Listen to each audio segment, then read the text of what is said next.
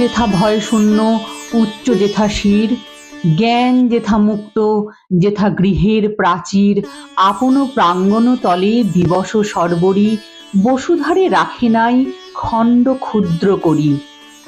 যেথা বাক্য হৃদয়ের উৎসমুখ হতে উচ্ছ্বসিয়া উঠে, যেথা নির্বারিত স্রোতে দেশে দেশে দিশে দিশে কর্মধারা ধায়, অজস্র সহস্রবিধ চরিতার্থতায়।